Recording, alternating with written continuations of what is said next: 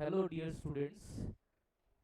My name is Kundan Lal Patel, and today I am going to teach you one of the important chapters from first flight of class 10 CBSE English. And this chapter belongs to the first unit. From the first unit, there are three chapters. One is prose, a letter to God. Second is dust of snow, and third is fire and ice. This poem, Fire and Ice, was written or composed by famous poet Robert Frost. All of us know Robert Frost, how he looks like. He is a grown-up man here. But when he wrote this poem, when he composed this poem, it was during the 20th century, around 1920s. Because when he was composing this poem, the World War One had just ended. World War One, who just that continued from 1914 to 1918, and just after the end of this First World War, probably this poem was composed around 1920s, and it was first published in Harper's Magazine in 1920s, and then it was again published in 1923. So, what was the first publication date of this poem? It was 19. Just a minute. Yeah, it's here like. It was first published in 1920. It was Harper's Magazine.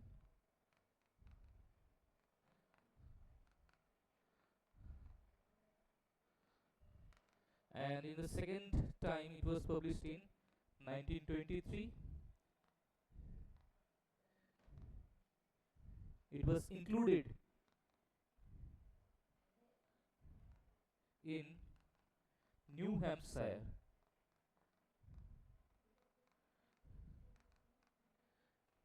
In a book called New Hampshire, which won Pulitzer Prize. So this book has been the winner of Pulitzer Prize. Not only that, Robert Frost is a winner of Pulitzer Prize for 4 times. For 4 times, this man won Pulitzer Prize.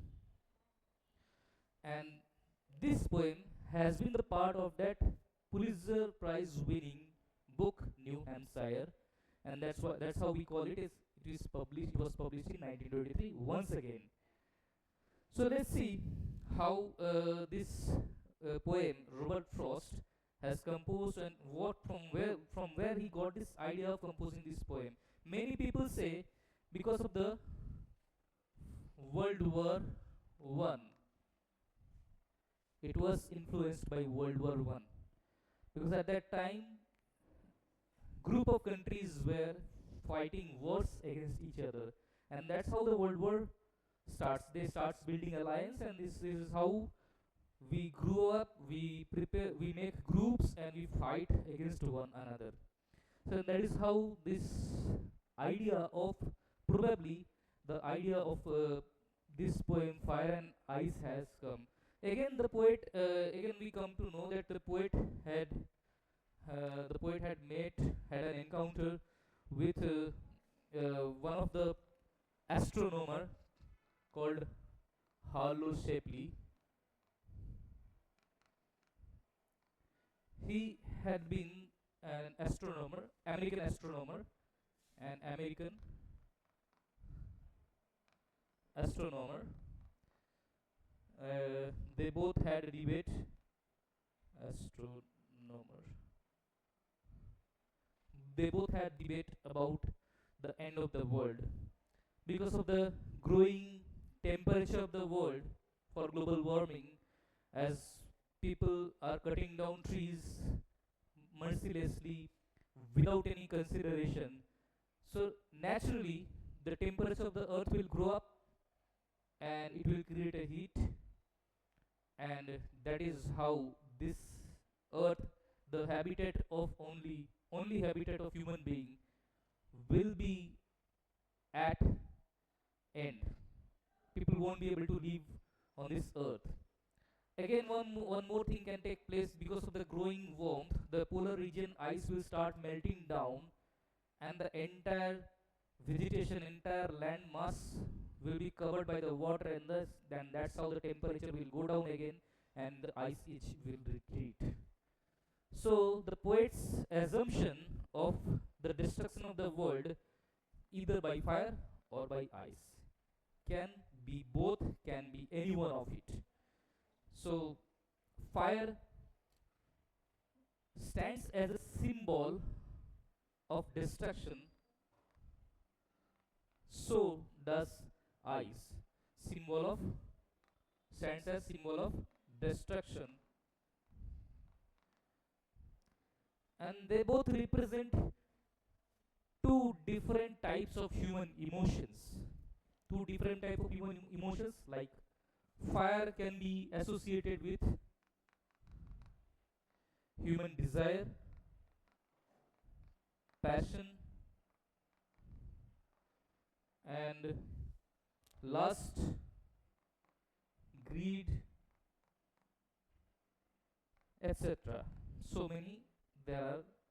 And on the contrary, ice can be compared to the indifference,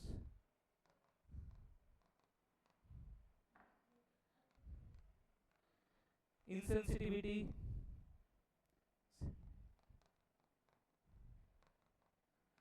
hate or hatred, etc. This kind of human emotions are being represented. Now it is not always destructive. With fire we can light up our uh, our what do I say, ovens, and we can cook. We can cook food with the help of fire. We are cooking, and with the help of ice also. If we melt ice, it can become a drinking water, or ice can be used to pacify the pain of any part of the body. But if they go to their extremes, means if the fire goes to its extreme or the ice goes to its extreme, they can be destructive. So we can say both are the harbingers of death. Both can kill humanity, human beings, even all the lives on earth. And both are completely contrary to each other, completely opposite to each other. And that's how they create a dichotomy towards each other. So they stand as completely stand like two poles, North Pole and South Pole, means it's completely opposite.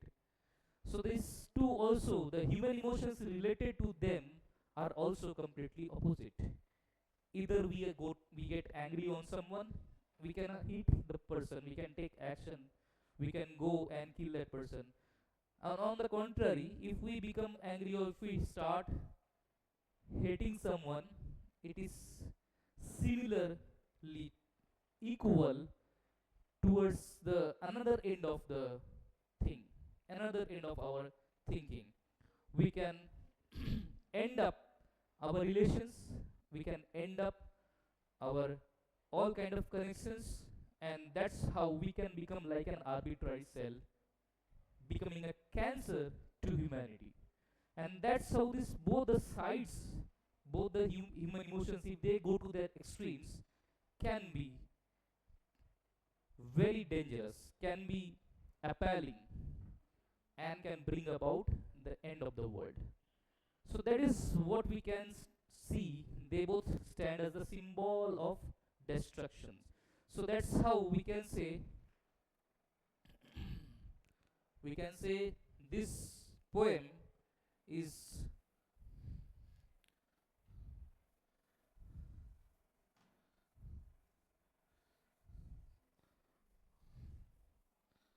we can say this poem has a strong usage of symbolism.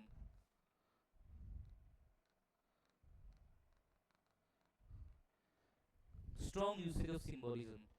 There is one more idea, one more note to be added to this, to the composition of this poem. It is said that the poet, this poem has been inspired, has been inspired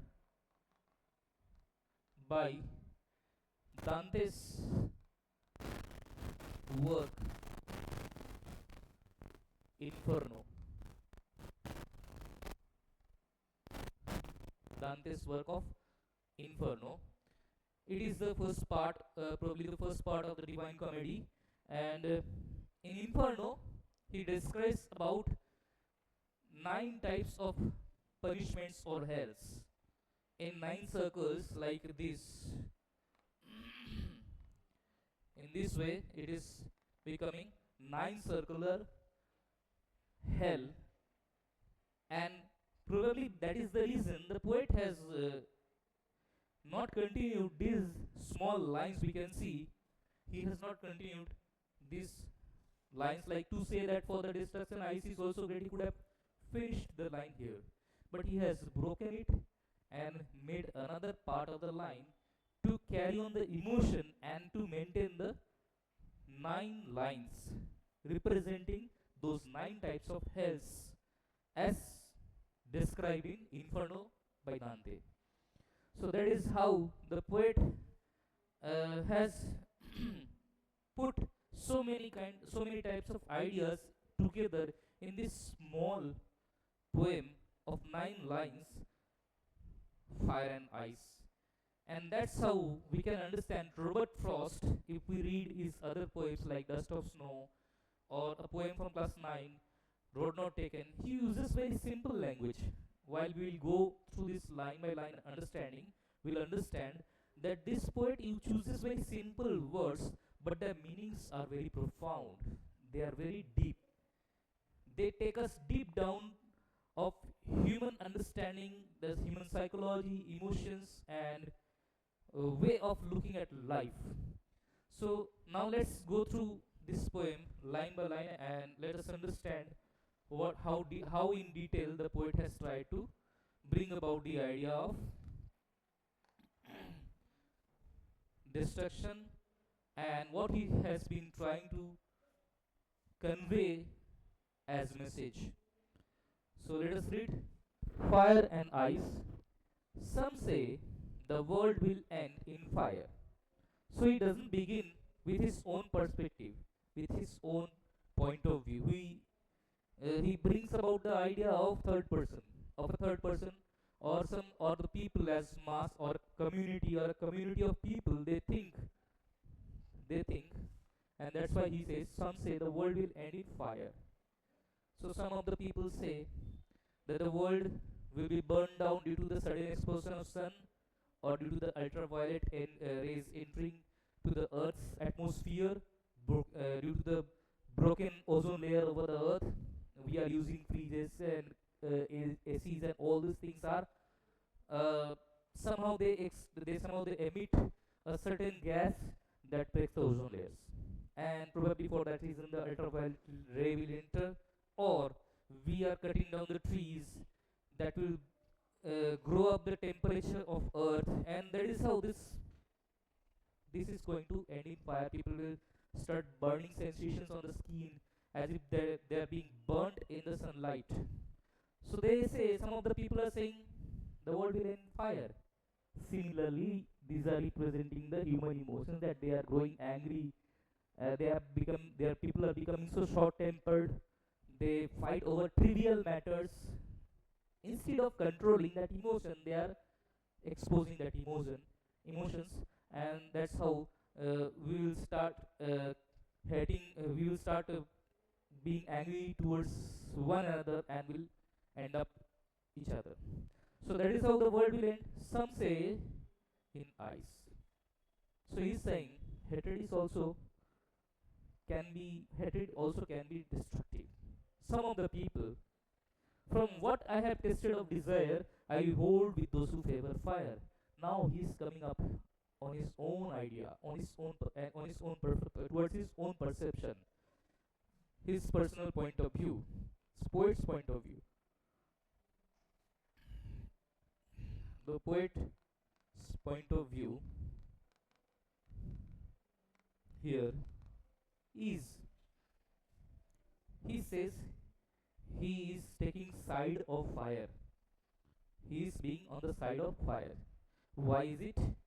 He says, I have tasted desire. That means he has probably experienced the emotion of desire, which is representative of fire. So he says that desire is just like fire. How? Today, let's say today I'm having one good watch. It's boats. Tomorrow I'll have a desire of Apple Watch. Next day I may have desire of another thing. So these desires are endless. One desire breeds another desire. So desires are just like fire. They keep growing. They keep growing until they destroy, they perish everything that we have, even ourselves. So that is why probably the poet has experienced this kind of burning desire within him, which was endless. And he says that fire can be more destructive than the ice. So he's taking side of fire. But he's contradicting his own idea of taking side of the fire and saying in the next lines how that but if it had to perish twice, perish means destroy, end, destroy or end twice means there was, if there was another chance of destruction of earth, then I think I know. Then again, poet's own point of view, he adds his own point of view, he comes up to his own idea of about the destruction of the world, that the world can be perished or can be ended with the power of ice. So ice is also not less than fire, that could be destructive, equally destructive like fire.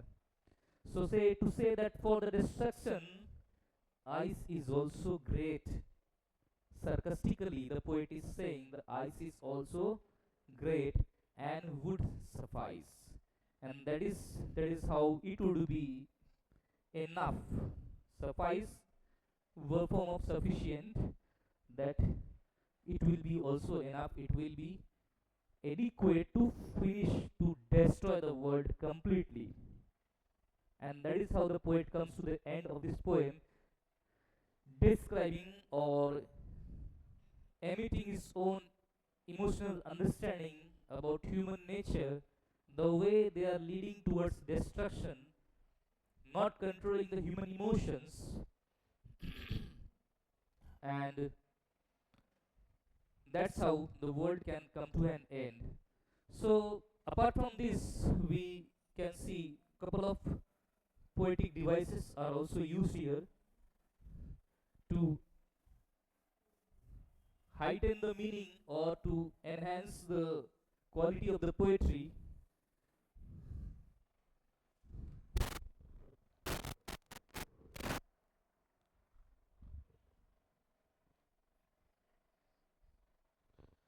Let's see how.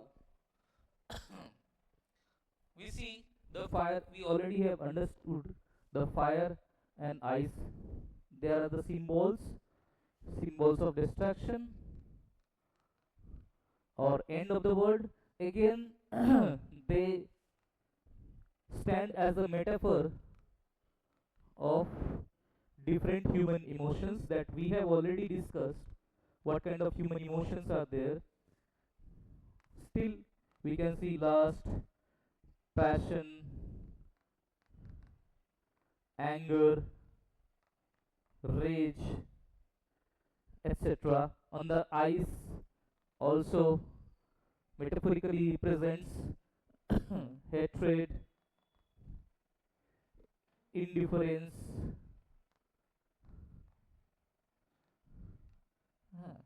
non-reaction, non-react, non-reacting human emotions. Like if we see someone is lying on the floor being hurt or by any accident, and we don't look at them, we ignore that. Why should we involve ourselves into that matter? It might be a police case, or it might take us into multiple complications in our lives.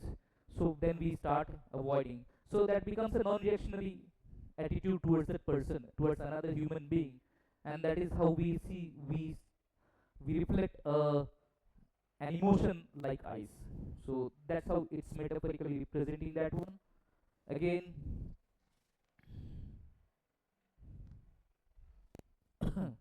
if we see here, some say the world will end in fire. It's quick reference to something. If there is quick reference to an event or person or anything, then we say that is called allusion. The usage of allusion is here. It's talking about the end of the world, an event which is probably certain or not certain, uncertain. So then, apart from allusion, the poet is using one more thing, one more human poetic device. Some say SS world will. Okay, WW. Then again here, some say. Then uh, favor fire. So here FF. See, all these are consonant sounds. Consonant sounds repeating the same line in the beginning of the word. If it happens, we call it alliteration. Then one more poetic device here being used, the sound of vowel being repeated in the same line in the middle of the word or in the beginning of the word.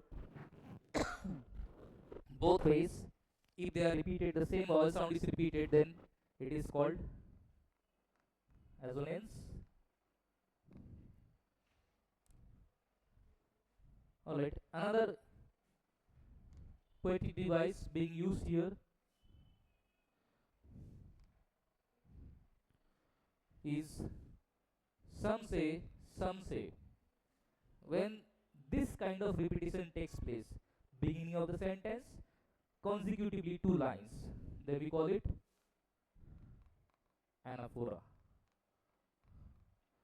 So this anaphora is also used here. Alright. Along with that, one more opposite of assonance, like th, th. This sound is also being repeated in the middle of the sentence, not in the beginning of the sentence. It is used in the middle of the sentence, then it is called consonance.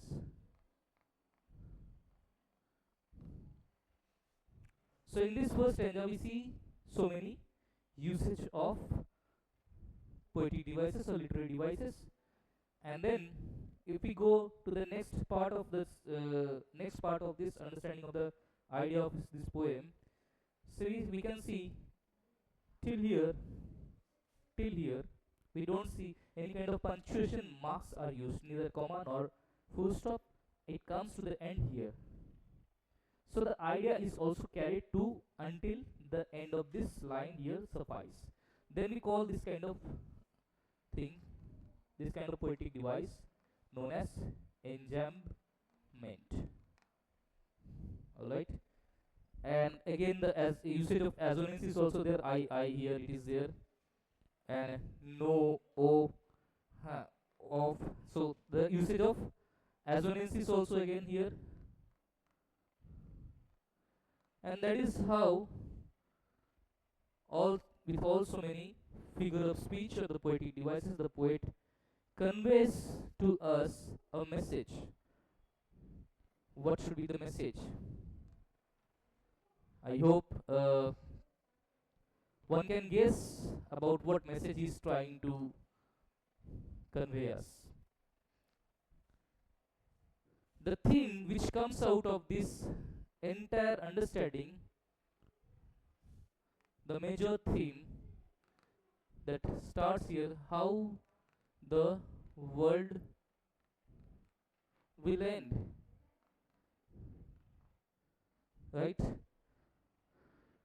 If we keep encouraging our negative emotions that can be destructive to us, instead of controlling them, the world will come to an end one day.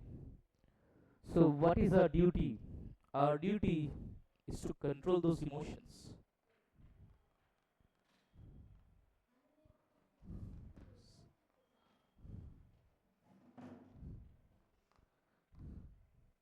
Destructive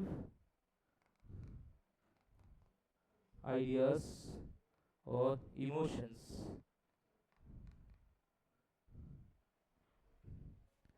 rather replacing them should be replaced or removed by the feeling of love and affection. Then only we will be able to save this beautiful creation of God or the beautiful creation of nature called world. And that is the message of the poet, that we need to replace or control or pacify or bring down the emotions like fire, emotions like ice. Rather, we need to keep ourselves in balance, manage the situations that can create this kind of destructive atmosphere within us. We should start growing love and affection within us, so that the world will survive. That is the message of the poem, and thereby I would love to end my lecture here. If there is any question left to us, you can put up in my in the comments, or you can ask me directly. Thank you so much. Let's end this class. See you again in the next video.